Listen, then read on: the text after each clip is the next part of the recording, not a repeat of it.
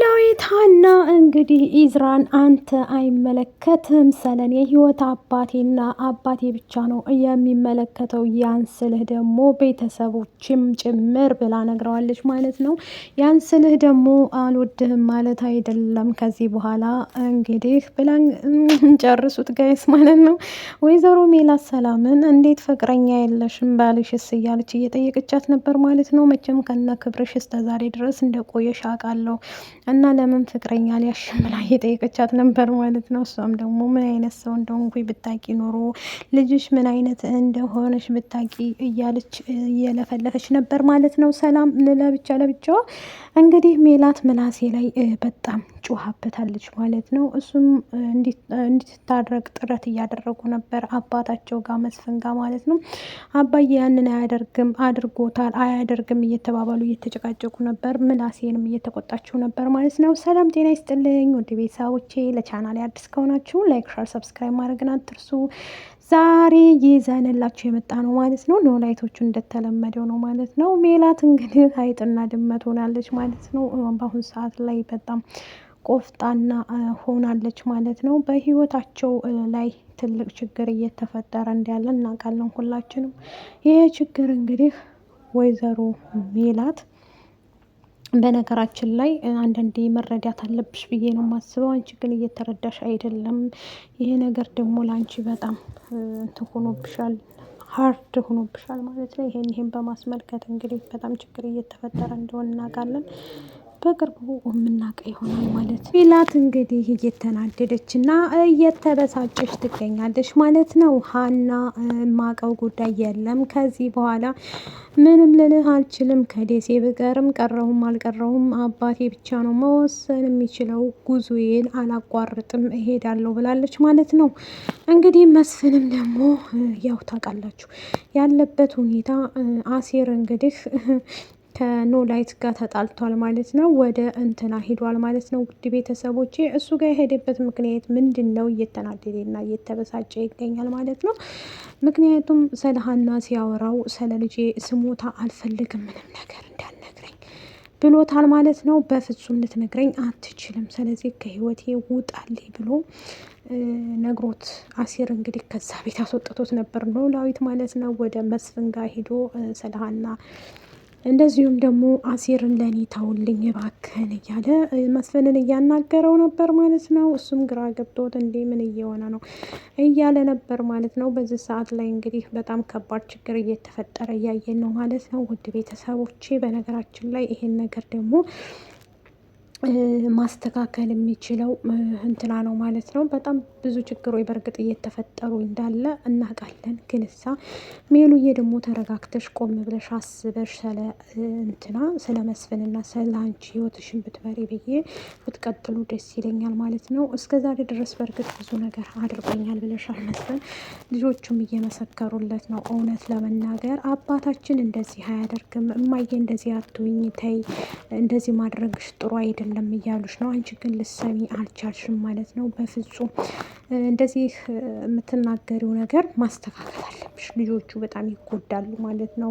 ምላሴ እንግዲህ ምግብ እየበላ ነበረ። እማዬ ትበያለሽ ይጥማል ነይ እንብላ ሲላት ቁርስ እየበላ ተነስቶ እሷ ስትመጣ ወደ ክላሱ ሊገባ ሲል ትጮህበታለች።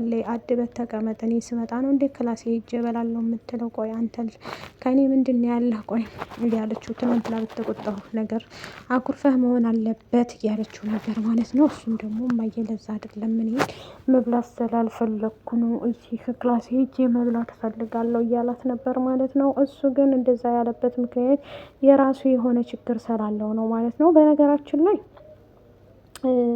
የሜላት ልጆች ስነ ስርዓታቸው፣ ስነ ምግባራቸው፣ ጨዋነታቸው በጣም ደስ ይላል ማለት ነው። ውድ ቤተሰቦቼ ይሄንን ነገር ደግሞ እያየንና ሁሉንም ነገር እንትን እያልን ነበረ። ግን እሳ ይሄ አሁን ላይ እያንዳንዱ ነገር በመጥፎ ነገር አየንባት እንጂ የሜላትን ህይወት እንግዲህ ሲኦል ውስጥ እያስገባ ያለው ማለት ነው። እንትና ነው ማለት ነው መስፍን። ይሄ ማነው በቃሉ የሚባል ሰውዬ በቃሉ እንግዲህ የተረገመና አስመሳይ ሰው እንደሆነ እናውቃለን ማለት ነው። ይሄ ነገር ደግሞ ለእኛ በነገራችን ላይ በጣም ከባድ ችግር ነው ማለት ነው። ይህንን በማስመልከት እንግዲህ ወይዘሮ ሜላት ጠጋ ብላ ተጠግታ አወያይተው ነበር መስፍንን እና ሁሉ ነገር እንደነገራት አይተናል ማለት ነው። ይሄንን ነገር በማስመልከት እውነቱን ተናግራለች ማለት ነው። ስለዚህ እውነትን የተናገረችው እውነት ለመናገር ሜሉዬ በጣም ከትዳሯ እንደዚህ ልትሆንበት የቻለችው በቃሉ ነው። በቃሉ ይሄ ጦሰኛ ማለት ነው። ይሄ ጦሰኛ ኧረ ተው በቃሉ ተው፣ እንኑርበት።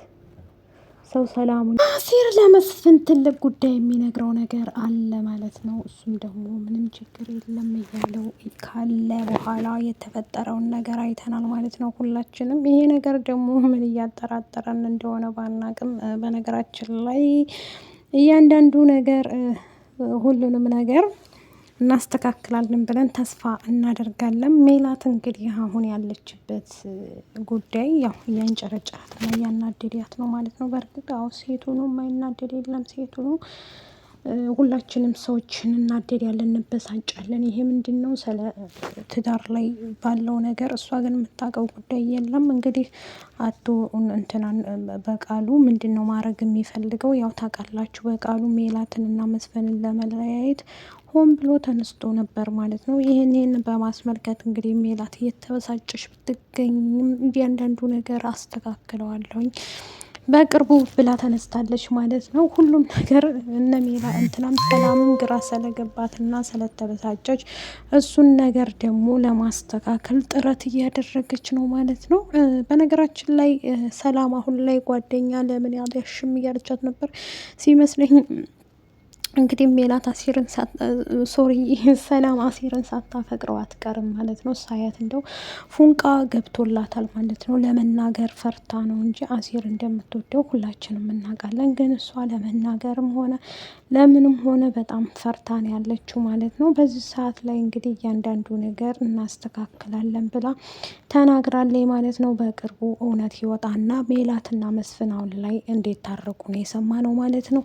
ሀና ቅዱስ ደውሎ ላገኝሽ እፈልጋለሁ ብሎ ስታወራት በኋላ ስለ ፂ እንግዲህ ኢዝራን እንደምትወደውና እንደምታፈቅረው እየነገራት ነበር ማለት ነው። እሷም ደግሞ ምን እያልከኝ ነው? ምን ለማለት ፈልገህ ነው እንዴ? ምንስ ልትለኝ ፈልገህ ነው? ስለዚህ ቀስ በቀስ እኮ ብዙ ነገር እያልከኝ ነው፣ ምን ለማለት ፈልገህ ነው ብላ ትታው ትሄዳለች ማለት ነው። እንግዲህ ጽዮን አሁንም ቅዱስን እየላከችው ሀና እንደዛ አድርግልኝ።